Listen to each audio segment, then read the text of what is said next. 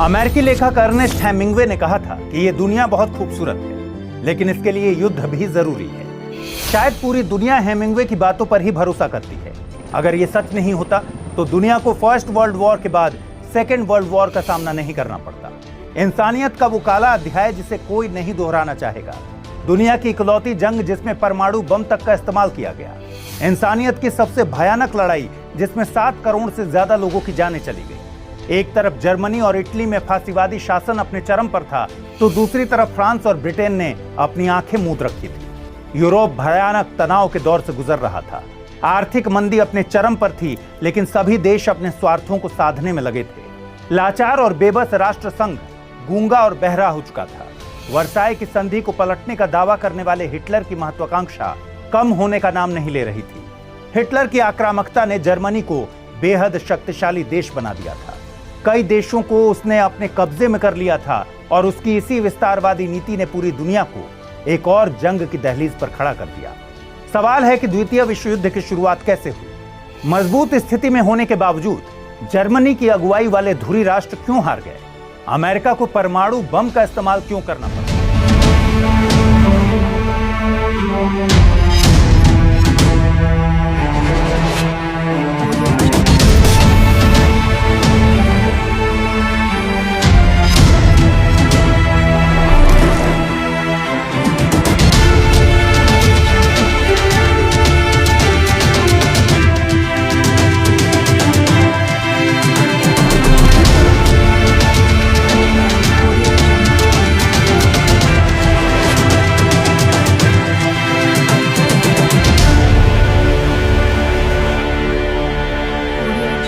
संधि जर्मनी के लिए इतनी अपमानजनक थी कि उस समय कोई भी यह बता सकता था कि यह समझौता नहीं बल्कि यूरोप में तबाही को दावत देने वाली योजना है।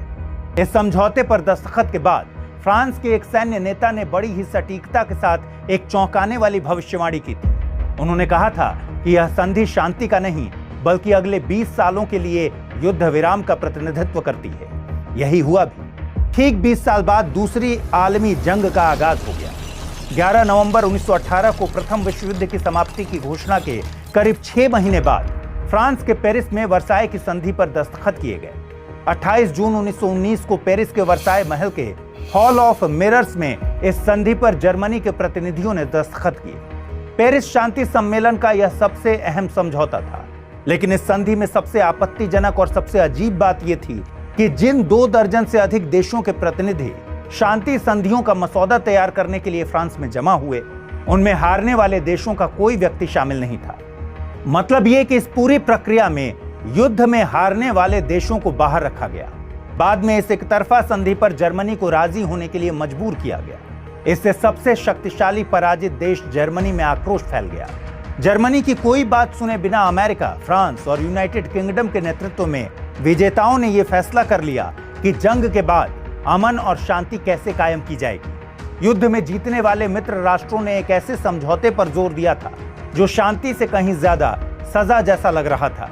बातचीत महीनों तक चली, लेकिन आखिर में वर्साई की संधि ने जर्मनी को जंग के लिए खुद को दोषी मानने, अपने विदेशी उपनिवेशों और 13% यूरोपीय इलाकों को छोड़ने, अपनी सेना के आकार को छोटा करने और युद्ध में हुए नुकसान की भरपाई करने के लिए मजबूर किया। जर्मनी पर जो भारी आर्थिक दंड लगाया गया उसकी कीमत करीब 1 लाख टन सोने के बराबर थी।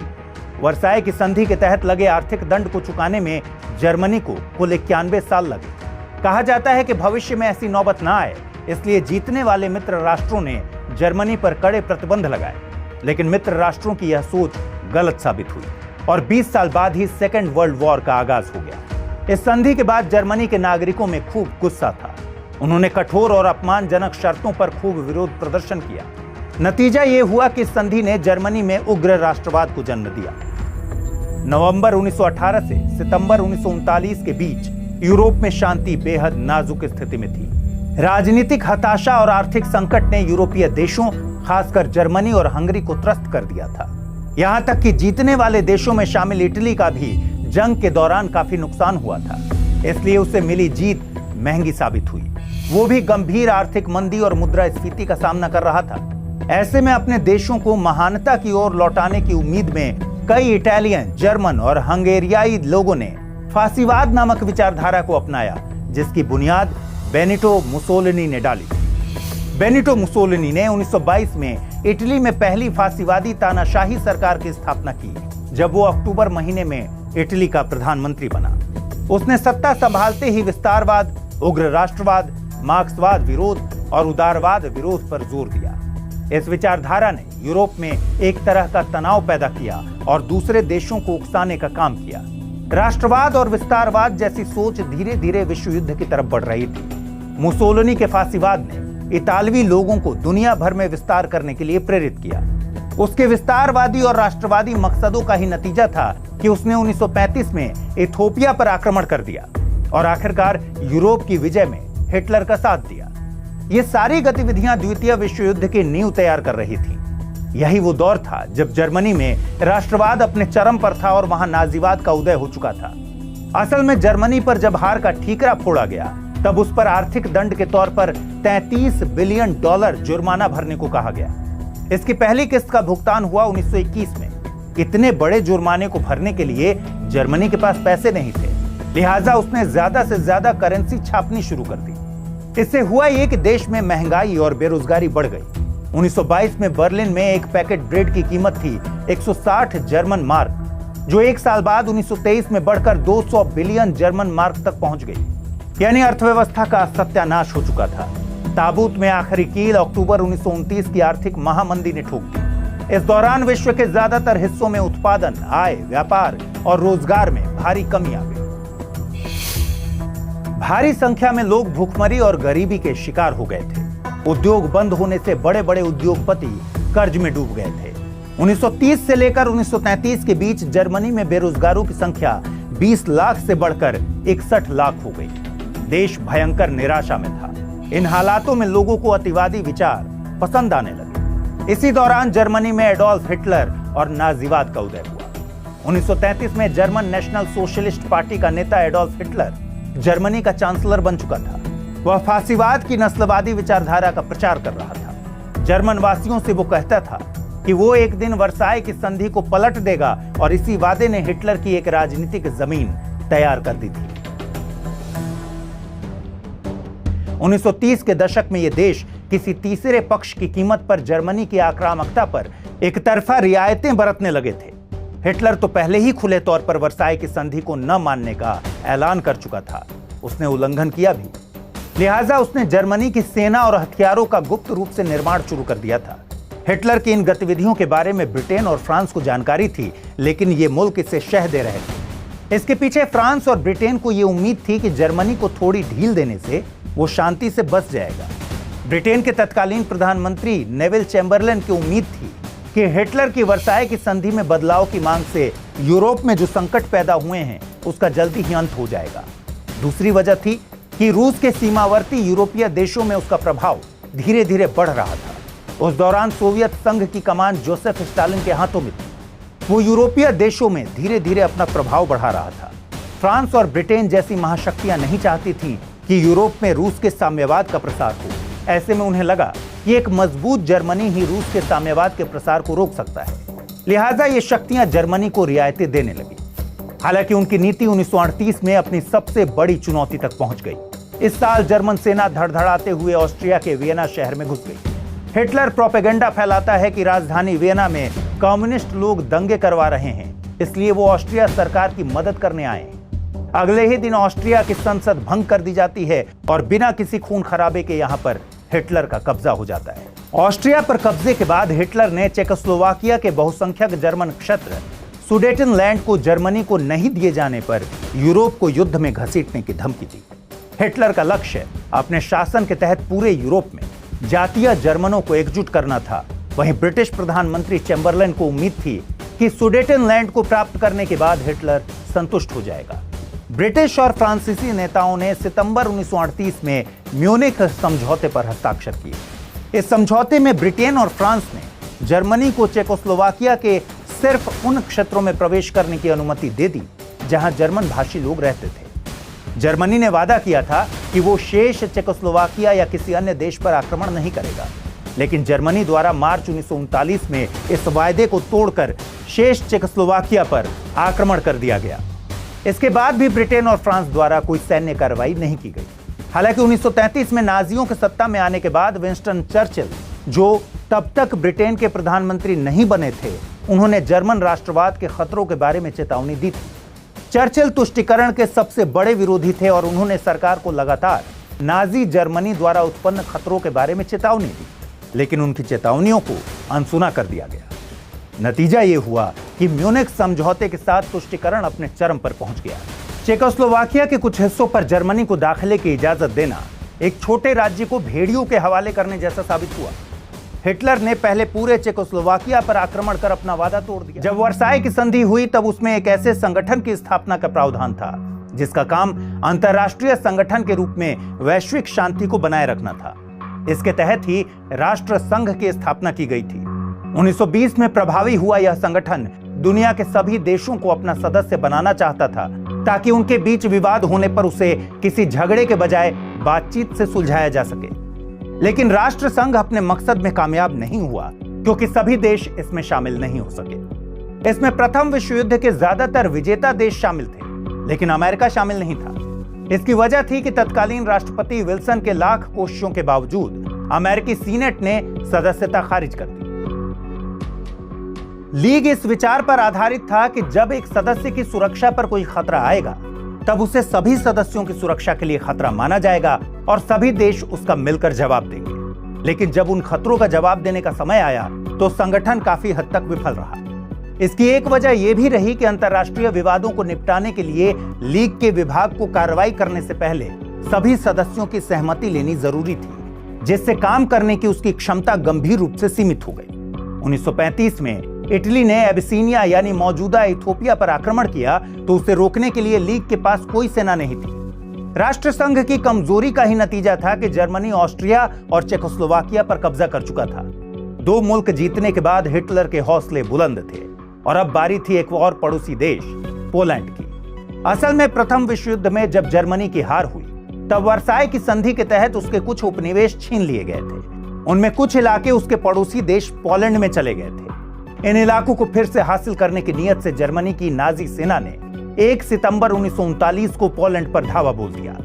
हिटलर की नाजी सेना ने एक चाल चली। 31 अगस्त की रात को उन्होंने पोलैंड के सैनिकों की वर्दी पहनकर जर्मनी में ही घुसपैठ कर दी और ग्लाइवित्स रेडियो स्टेशन पर कब्जा कर लिया। वहां उन्होंने जर्मनी के खिलाफ एक मैसेज का प्रसारण किया। यह हिटलर का एक प्रोपेगेंडा था। नाजी ये दिखाना चाहते थे कि पोलैंड की सेनाओं ने जर्मनी पर हमला कर दिया है, जिससे उन्हें पोलैंड पर हमला करने का एक मौका मिल जाए। अगले ही दिन यानी 1 सितंबर 1939 को जर्मनी ने पोलैंड पर चढ़ाई कर दी। इसमें जर्मनी के 10 लाख सैनिक थे। पोलैंड की सेना इस हमले के लिए बिल्कुल भी तैयार नहीं थी। पोलैंड पर हमला देख ब्रिटेन और फ्रांस अलर्ट हो गए। उन्होंने जर्मनी के खिलाफ जंग का ऐलान कर दिया। इसके बावजूद जर्मन सैनिकों ने महज 8 दिन में पोलैंड पर कब्जा कर। प्रथम विश्व युद्ध की तरह इस जंग में भी दुनिया 2 हिस्सों में बटी थी। मित्र राष्ट्रों में अमेरिका, सोवियत संघ, फ्रांस, ब्रिटेन आदि देश थे। वहीं धुरी राष्ट्रों में जर्मनी, जापान, इटली आदि देश थे। अमेरिका इस जंग में बाद में शामिल हुआ। इसके पीछे क्या वजह थी, उस पर हम आगे डिस्कस करेंगे। जंग के दौरान नाजी सेना ब्लिट्जक्रीग स्ट्रेटजी से जंग लड़ती थी, यानी सेना टैंक और गाड़ियों की मदद से बहुत तेजी से आगे बढ़ती थी। एयरफोर्स उन्हें रास्ता क्लियर करने में हवाई मदद करता था। दुश्मन जब तक संभलते वो राजधानी पर कब्जा कर लेते थे।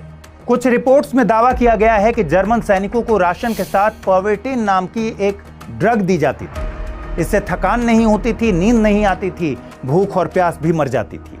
आर्मी पूरे आत्मविश्वास के साथ 3-4 दिन तक लगातार जंग लड़ सकती थी। इस दौरान हिटलर ने यहूदियों पर भी खूब कहर ढाहा था। हिटलर अपनी पूरी जिंदगी में प्रथम विश्व युद्ध में हार के लिए यहूदियों को जिम्मेदार मानता रहा। वह यहूदियों और युगोस्लाविया के स्लावों को हीन समझता था। इसकी 2 वजहें थी। पहली तो यह कि हिटलर का मानना था कि जर्मनी में यूरोप के मूल लोगों के पास संसाधन कम हैं, जिन्हें वो आर्यन कहता था।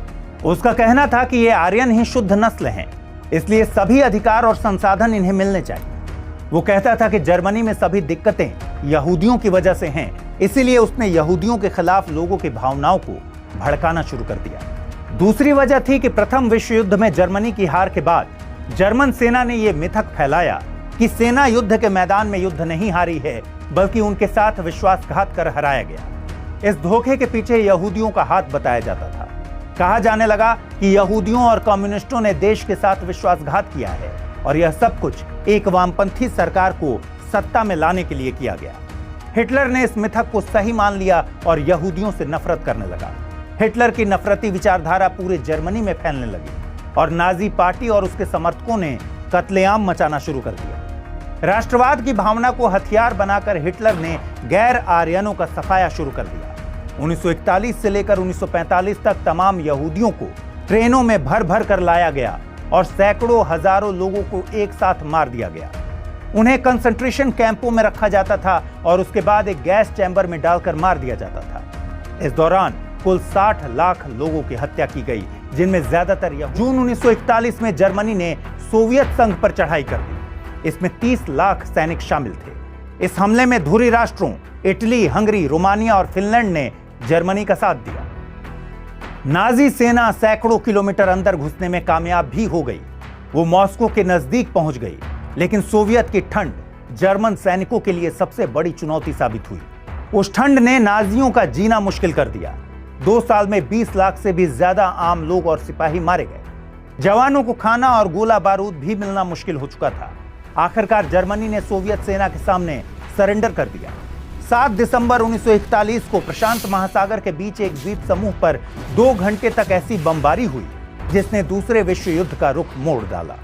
बाकी दुनिया तो जंग में घिरी थी, मगर अभी तक अमेरिका इससे अलग था। लेकिन जापान के इस हमले ने उसे हिला दिया और अमेरिका भी मित्र राष्ट्रों की तरफ से जंग के मैदान में कूद गया।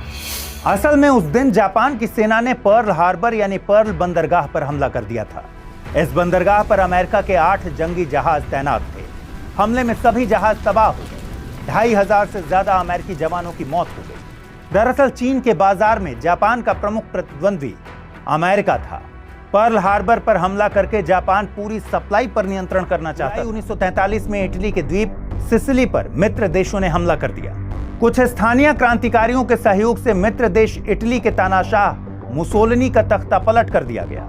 अप्रैल 1945 से ही सोवियत संघ पोलैंड से रोमानिया, हंगरी और बाल्कन के अंदर अपने लाखों सैनिकों को भेजता है। सोवियत की सेना अमेरिका और ब्रिटिश आर्मी से पहले 21 अप्रैल 1945 को बर्लिन पहुंच जाती है। 30 अप्रैल को हिटलर अपनी पत्नी ईवा ब्राउन के साथ आत्महत्या कर लेता है और काफी जद्दोजहद के बाद ठीक 8 दिन बाद जर्मनी की हार की घोषणा हो जाती है। इस तरह से यूरोप में दूसरे विश्व युद्ध का खात्मा हो गया। शक्तिशाली जर्मनी और इटली हार चुके थे, लेकिन जापान अब भी हार मानने को तैयार नहीं था। इस वक्त तक विंस्टन चर्चिल ब्रिटेन के प्रधानमंत्री बन चुके थे। वो और American president Harry Trueman Japan को सरेंडर करने पर जोर दे रहे थे। जापान मानने को राजी नहीं था। तब अमेरिका ने 6 अगस्त को जापान के शहर हिरोशिमा और 9 अगस्त को नागासाकी पर परमाणु बम गिरा दिए। इसके बाद जापान के राजा हिरोहितो ने आत्मसमर्पण कर दिया और दूसरे विश्व युद्ध पर पूर्ण विराम लग गया। 2 सितंबर 1945 को द्वितीय विश्व युद्ध की समाप्ति की आधिकारिक घोषणा हो गई। 6 साल चले इस युद्ध में दोनों ओर से 2 करोड़ 40 लाख सिर्फ सैनिक ही मारे गए। वहीं 4 करोड़ 90 लाख नागरिकों ने अपनी जान गंवाई। अमेरिका और सहयोगी देशों से 6 करोड़ 10 लाख और जर्मनी खेमे से 1 करोड़ 20 लाख लोग मारे गए। इस समय तक भारत ब्रिटेन का उपनिवेश था, इसलिए ब्रिटेन की तरफ से भारतीय सैनिकों ने भी इस जंग में हिस्सा लिया था। इस जंग में 30 लाख लोग लापता भी हो गए थे। इस वजह से इसे आज भी दुनिया का सबसे भयावह युद्ध माना जाता है।